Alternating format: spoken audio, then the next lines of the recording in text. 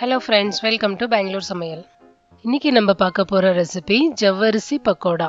இது கிறிஸ்பியான ஒரு ஈவினிங் டைம் ஸ்நாக்கா நம்ம சாப்பிடலாம்.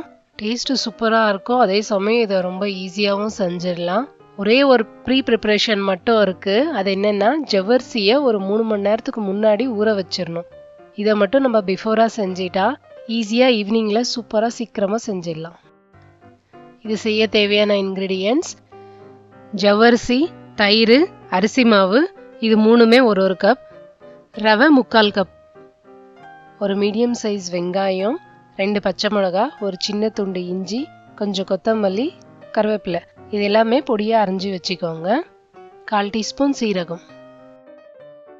இப்போ எப்படி செய்யறதுன்னு பார்க்கலாம். ஒரு மிக்சிங் பவுலில் நம்ம எடுத்து வச்ச ஜவ்வரிசி, தயிர், அப்புறம் 1 கப் தண்ணி மூணும் ஒன்றா சேர்த்து நல்லா கலந்து விட்டுருங்க. நல்லா கலந்துட்டு இதை 3 மணி நேரத்துக்கு மூடி வச்சிருங்க. இப்போ பாருங்க, இது 3 மணி நேரம் ஊறின பிறகு ஜவ்வரிசி எல்லாம் அப்படியே டபுள் த சைஸ் ஆகியிருக்கு. நம்ம போட்ட தயிர், தண்ணி எல்லாமே நல்லா அப்சர்வ் பண்ணியிருக்கு. அடுத்ததா நம்ம அரிஞ்சு வச்ச எல்லா பொருளையும் இதில் ஒன்றா சேர்த்து நல்லா கலந்து விட்டுடலாம்.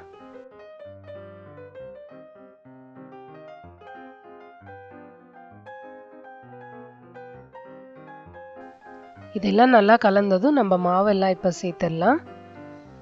அரிசி மாவும் ரவையும் கொஞ்சம் கொஞ்சமாக சேர்த்து பக்கோடா மாவு மாதிரி ஒரு டைட்டான டோவாக பிசைஞ்சிக்கலாம்.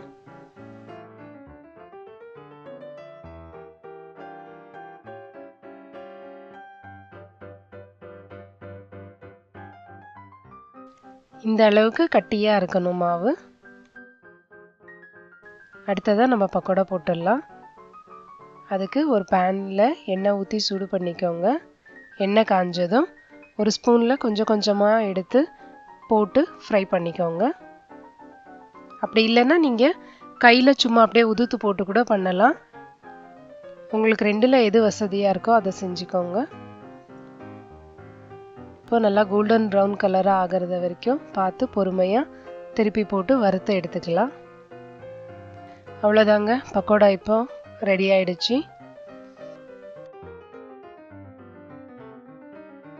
நீங்களும் இந்த ரெசிபியை ட்ரை பண்ணி பாருங்க. உங்களுக்கு இந்த வீடியோ பிடிச்சிருந்ததுன்னா எங்களோட சேனலை சப்ஸ்கிரைப் பண்ணுங்க. மறக்காம உங்களோட ஃபீட்பேக் அண்ட் கமெண்ட்ஸை கீழே போஸ்ட் பண்ணுங்க. தேங்க்யூ.